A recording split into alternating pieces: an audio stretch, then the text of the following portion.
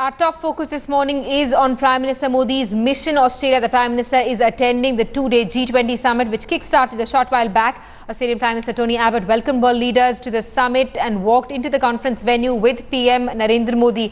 Tony Abbott said the agenda for the meeting, talking about the need to revive global economy and send out a message of hope from the G20 summit. Modi, of course, had an early start to the day. First, he met BRICS leaders, followed by a meeting with the French president. Let's get a word from TV Today's Rahul Kawal, who's with us live from Brisbane. He's been getting us updates about what's happening on the ground. Rahul, Tony Abbott setting the agenda for the meeting. Earlier we heard Narendra Modi also underlining the importance of the black money issue and how world leaders need to recognize it as well to contain terror as well. That's right. There is one roundtable taking place inside the G20, and Headlines Today has set up a much smaller roundtable at the Media Convention Centre here. And I want to introduce you to our guests as the G20 gets started. What are the key likely outcomes going to be? Let me introduce first Dr. Ashutosh Mishra. He's a PhD research fellow at Griffith University, an expert on black money, an expert on international terror and global trade. Also with us at this time is Jasbir Singh. He's with Wollongong Coal. It's one of the bigger investments in Australia. This is Indian money, the Jindal Group, right? The Jindal Group investing in India, the Adanis, the Jindals, big investors in Australia, big Indian investors in Australia. What are they expecting should emerge from the G20 and also from the meeting between Tony Abbott and the Indian Prime Minister? With us also at this time is Randeep Agarwal. He's the president of the Australia-India Business Council. Key focus on what can Australian and Indian companies do together. To my left, a very familiar face, Zafar Sareshwala. We met him at Times Square. He's traveling, I see, with Team Modi wherever Modi goes. He also says he studied in Australia and he came the last time when I came as a backpacker. You came as a backpacker. This is when he was a student, and at that time Rajiv Gandhi, the former Prime Minister, had just been. So an interesting coincidence there. Also with us, the CEO of the Bombay Stock Exchange, Ashish Kumar Chauhan. So welcome to all our guests. I'll start with you, Dr. Mishra. Increasing the number of jobs globally, increasing global trade, that is primary on the agenda in this G20 deliberation. What do you think needs to be done from all that we've seen the finance ministers put together in the build-up to this summit? What do you think world leaders need to agree to be able to achieve that? See, you rightly put that we are still recovering from the global financial crisis. But what we are seeing, and we have seen the last 12 months or so, is that the trends are very positive. Eurozone is on a rise. US economy is going up from it's going to 3%, and we are seeing China's growth is sustained at the moment around 7%. Indian economy is now witnessing an upward trend. So these are one of few of the major economies in the world which are seeing a very positive trend. That itself is a very healthy sign for global economy. But apart from that, as you yourself hinted, the biggest, I think, challenge at the moment is to create more jobs. And we have seen, according to the International Labour Organization, we have seen that there are at least 62 million less jobs that we had seen in the last 4 or 5 years. So the global economy was major hit. So how to create more jobs? And this is why I think the G20 is coming together, and there are a whole lot of barriers to promote a global trade, and which these people, the heads of the G20 countries are discussing how we can facilitate the movement of goods. Now, India's objections to the free trade facilitation agreement had been very strong, but now we've seen a consensus emerge, and the WTO says the trade facilitation agreement could become reality in as little as 15 days from now. That's right. So how do you see, because the Congress back home is saying this is a compromise, this is blue murder, Modi's compromise with the interests of India's poor. Is that true? See, initially India was very adamant that it didn't want to sign the trade facilitation agreement because of its own concern regarding food security, because the problem with us has been from the point of view of the rest of the G20 member states is that we are looking to provide food to the poor, and we have seen in India there's so much of subsidy, more than 10%, which is agreed by World Trade Organization.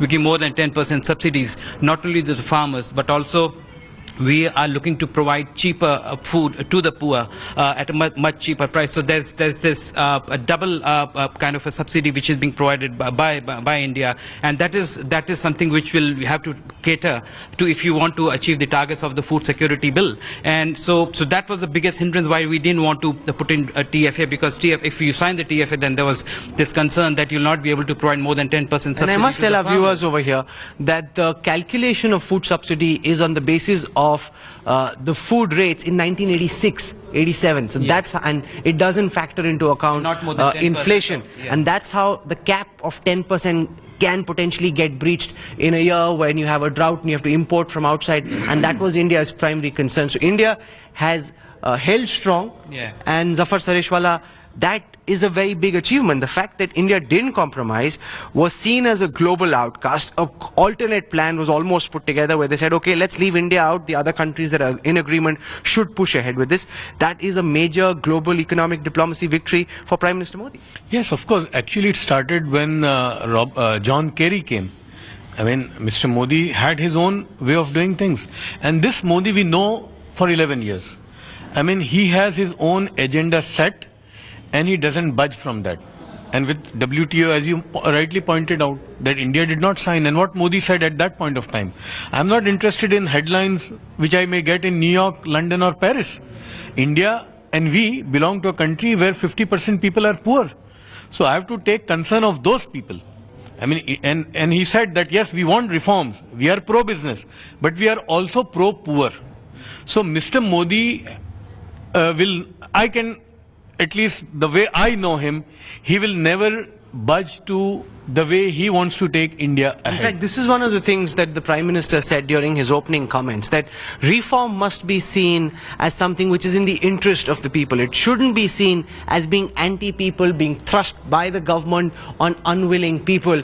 People must be involved, then that's how it becomes much easier. But the reality is, most of these global reforms have been perceived as being anti-poor people especially, and that is something which, when the Prime Minister says, it sounds like it's the right thing to do, but Ashish Kumar Chauhan, it's far difficult to be able to achieve it. How can you change the perception around reform being anti-poor?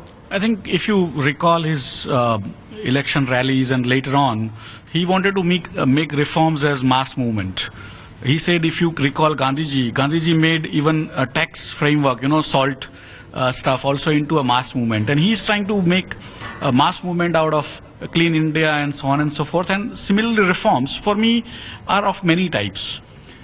Indian public is not, in a sense, against reforms like most Western countries would be, because of a variety of reasons. Especially in last 20-25 years, India has seen a good part of the reforms. There are two types of governments, in a sense, government activities. One is what we call procedural activities, that is process oriented. You go to get your ration card, and ration card takes long time, and people ask for corruption and so on and so forth. That is what we call procedural government. And then there is a policy aspect of government where the resources of the country get awarded to somebody, and then he ends up making a lot of money, and at the cost of, at least perceived cost of the population. And those both of them, in some sense, India is today at the right place. The population wants reforms because they are so tired of the day-to-day indignities there. So how much of a difference do you think the trade facilitation agreement will make, A, to the Indian economy, and B, to the global economy? Because Tony Abbott, in his opening address at the G20, says increasing jobs and speeding up global growth are the key focus areas for the G20. How much of a role does the trade facilitation agreement play in? For me, this is what I call a practical aspect of Narendra Modi. We could have stayed away and world would have moved without us. Somehow he has come to the terms and got them also on to agree to his terms. And for me, that's how he's kind of moving. He's being little soft and little tough. And this is, for me, 2 days back when we heard that just before G20 summit, you already agreed with US on most difficult terms. And I think that was a phenomenal masterstroke. US agreed. And I'll tell you what reforms for Modi are. As he pointed out, very small things. I mean, people don't envisage, but the kind of impact it will have, that Jan Dhan Yojana. I mean, Where most of the accounts are not in use right now. No, not even, see, that's besides the point. People did not even have an account. if somebody living 500 kilometers away and I want to give 200 rupees every month to that poor man, I couldn't do before. But at least those people have basic, I mean, to start with. So Mr. Modi, you know, he'll start with these kind of reforms, very small. Like, you know, he's done away with, earlier we had to get a approval from government offices, you know, attestation. Now he said, okay, you go self-attestation. Lot of people, you know, factory inspectors used to visit. Okay, now you make your own. And it's online, so you are deemed to have received approval. I think these kind of G20 or break and all that, Mr. Modi is parallel creating an impact for India, image building, but the real work has to be done in India. Okay. And that you cannot, I mean, you need both. You need to build up rapport with world leaders, and your focus should be how jobs are created in India. Ashutosh, you focus also on black money. The Prime Minister emphasized on a global convention on black money. Now, explain to our viewers the significance of this global convention, because as of now, the deadline is 2017-2018. How much of a consensus is there on the issue of this convention on black money, and does the Prime Minister's intervention at a forum like the G20 make any difference at all to the speed at which the deliberations progress? See, globally, you know, the black money, especially from China and India, has been massive. It's the way it has been going out. And what we have seen in the last 6 months is, you know, Mr. Modi's pledge that we want to bring the black money back. But why initially there was a problem in bringing the black money back was because you wanted to avoid double taxation. And that was the reason that you were not being able to bring black money back. How Mr. Modi is able to work around that, that is one issue that he on the practical side he will face. The other is the money which is, we assume, is there in these banks. What I have gathered from reports is, you know, quite a chunk of the money has already been removed. So the size and the volume of the money which we are expecting is there, we are looking forward to bring back, actually has already moved. It's not there. So we may get a very limited portion of the black money than what we had originally estimated. So there are these couple of problems there also, that, you know, the amount of money we are expecting is not there. Let's focus for a moment on Indian companies investing in Australia. The Wollongong Coal run by the Jindal company. Then there's also Carmichael Mines run by the Adanis, and Mr. Adani is also over here. Again, part of the travelling contingent with the Prime Minister. And why it is so important. Okay, so now explain to me, Jasbir Singh, as the chairman and CEO of Wollongong Coal, what would you like to see India and Australia do together to be able to make it easier for Indian companies here in Australia to do business? As I say that the trade is becoming more and more global. It is very important that when G20 leaders say that we wanted to increase the growth by 2% so that the number of jobs are created in not only in one specific country but whole of the globe. So as we look forward, it is not the domestic economy, it is the global economy which is important.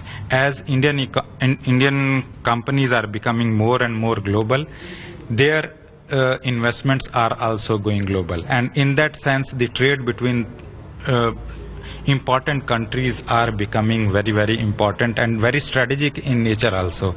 As I have said yesterday that this is a race where we have to go for it, and after 28 years a significant country's Prime Minister is coming to another significant country, and we have to basically bridge the gap which has been left for such a long time. And considering Australia is a major energy providers for India, India by 2020 is going to be the third largest importer of coal. India is already importing 80 or 90% of its coking coal requirement from Australia. Australia is a major destination for Indian students. Even when we say that the trade between India and Australia is only $15 billion and it is stagnant for such a long time, I see that there is a huge potential between these two countries. Okay. and in that sense now major companies from India are coming and investing into Australia, and simultaneously Australian companies have a potential to invest in India. Let me bring in also Randeep Agarwal, the president of the Australia-India Business Council. The Prime Minister had a brief meeting with Tony Abbott, his counterpart, this afternoon. What would you like to see the two Prime Ministers agree on, which makes it easier for Australian companies to do business with India and for Indian companies like Wollongong, like Carmichael, to do more business here in Australia?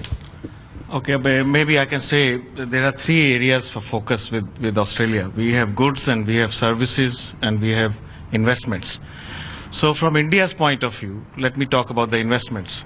From India's point of view, we have to take Make in India initiative from Modi ji's point of view, and we have to ensure that all the energy related requirements are actually developed in India, the energy resources. I'm talking of coal and I'm talking of natural gas and I'm talking of renewables. So from that point of view, Modi ji would welcome investment in India from Australia, and also technology and services in that area. So that's our interest in India, and that's What would the Australians like to see India deliver? What would the Australian government like to see India deliver? So from Indian point of view, I mean, we look at our strengths from India. So if I look at business point of view, I would say IT sector is the key sector, which has grown a lot in Australia over the years, and it has a potential to grow further. We have all the major IT organizations here. We also see from India's point of view, if I look at, we develop the vocational education and skills levels in India. That's a export India would like to do. Okay. And that's something, if you look at the population overall globally, the Indians would be maybe 25% of the workforce globally in 20 years time or 30 years time. So that's the opportunity for India. Modi ji is going to work to. Okay. That's what we like to see. So, thank you all very much for joining us on the Headlines Today Brisbane Roundtable, as it were. It's a holiday here in Brisbane, a complete lockdown. So I really thank our guests, especially those from Brisbane, who are not sitting on a beach in Gold Coast and instead have joined us here, because everyone else has packed off. They've gone out for the weekend at the Central Business District. Huge security. It's almost impossible to get a cab. You're having to walk. It's like boot camp all across. So I really appreciate all of you joining us. Australia has always been like that. Yes. Always has been very quiet. No wonder everybody's so fit around here. Always. Give us about a month and all the the punch is all gone. Okay, so This is our contribution to Mr. Modi's vision for India. oh, absolutely. So thank you all very much for joining us here today. We really appreciate this. This is where we wrap up this broadcast.